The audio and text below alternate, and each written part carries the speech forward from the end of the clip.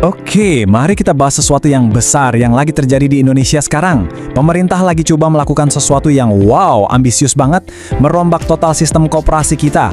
Ini bukan cuma perbaikan biasa ya, ini lebih kayak upaya membangunkan raksasa ekonomi yang udah kelamaan tidur. Coba deh jujur, kalau dengar kata koperasi, apa sih yang langsung kebayang di kepala? Mungkin sesuatu yang agak kuno ya, jadul, peninggalan zaman dulu. Tapi gimana kalau ternyata koperasi ini sebenarnya adalah kekuatan ekonomi raksasa yang selama ini sembunyi di depan mata kita, menunggu momen yang pas buat bangkit. Oke, biar nggak cuma ngomong doang, kita lihat angkanya langsung. Nah, di sini kelihatan banget ada jurang yang dalam banget. Coba lihat, UMKM itu kan tulang punggung ekonomi kita ya, kontribusinya 60% ke PDB. Gede banget.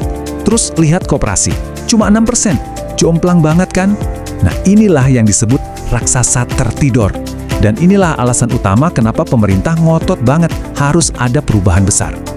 Terus, gimana caranya bangunin raksasa ini?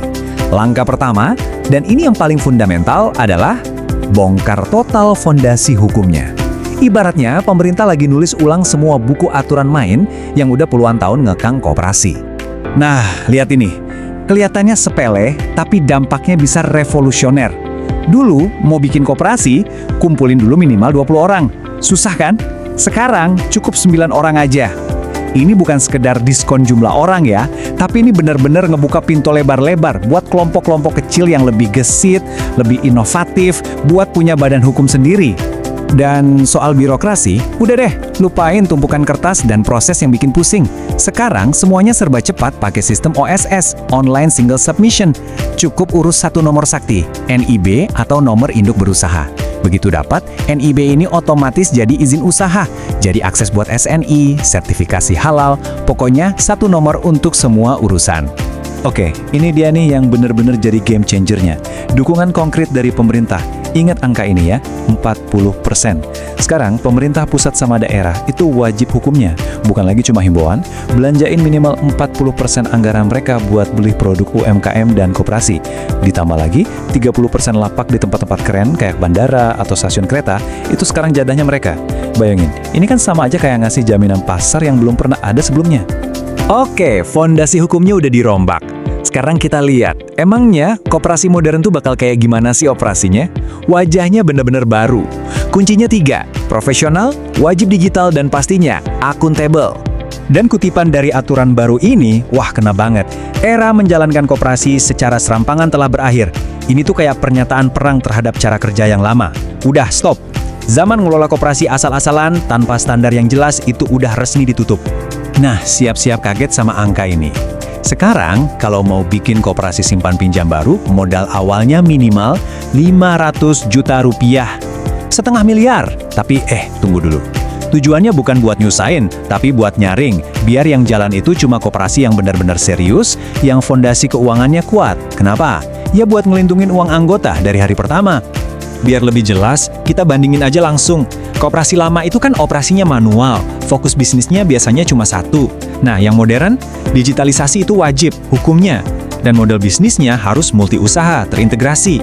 Dulu, manajemennya informal, sekarang harus profesional, bahkan bersertifikat. Dan yang paling penting nih, soal modal, dulu cuma dari anggota, sekarang pintu investasi dibuka lebar-lebar. BUMN, swasta, boleh masuk. Oke, semua aturan baru tadi, semua perubahan tadi, itu semua muaranya ke satu program yang gila-gilaan ambisiusnya. Ini puncaknya, sebuah pertaruhan raksasa di 80.000 desa, di mana ambisi besar ketemu sama kontroversi yang gak kalah besarnya. Iya, Anda nggak salah dengar, 80.000. Segitu banyak unit koperasi merah putih baru yang rencananya bakal dibangun di tiap desa dan kelurahan di seluruh Indonesia. Coba bayangin skalanya. Ini bisa dibilang salah satu proyek ekonomi kerakyatan paling masif sepanjang sejarah kita. Dan target waktunya mepet banget. Nah, disinilah ceritanya jadi menarik sekaligus bikin dahi berkerut. Proyek ekonomi sipil, tapi yang megang komando pembangunannya TNI, Tentara Nasional Indonesia. Langsung kan muncul pertanyaan gede, kenapa militer? Ternyata keterlibatan TNI ini ada dasar hukumnya, namanya OMSP, atau Operasi Militer Selain Perang. Jadi, ini semacam payung hukum yang memperbolehkan militer bantu-bantu tugas pembangunan nasional.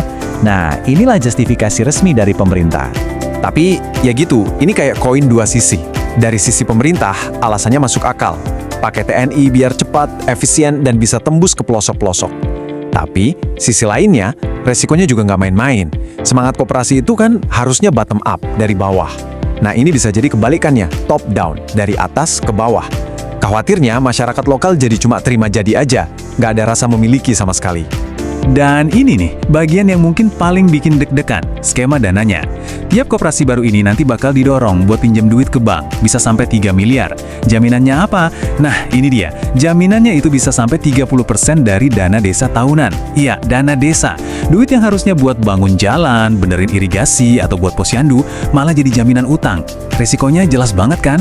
Kalau koperasinya gagal bayar, ya udah, dana pembangunan desa bisa amblas ke sedot bank. Jadi, kita punya visi yang super besar, tapi di saat yang sama, risikonya juga super besar. Pertanyaannya jadi, ini bakal jadi pilar ekonomi baru yang kokoh, atau cuma jadi proyek mercusuar yang kelihatannya megah, tapi dalamnya rapuh? Perjalanannya udah pasti nggak akan gampang. Masih banyak banget PR-nya. 1. Undang-undang utama koperasinya sendiri itu udah tua banget dan perlu diganti total. 2. Akses modal buat koperasi yang udah ada sekarang itu masih susah banget. 3, dan ini mungkin yang paling berat, balikin lagi kepercayaan masyarakat yang udah tipis karena banyak kasus di masa lalu. Kalau ini semua nggak diberesin, ya visi tadi cuma tinggal visi aja.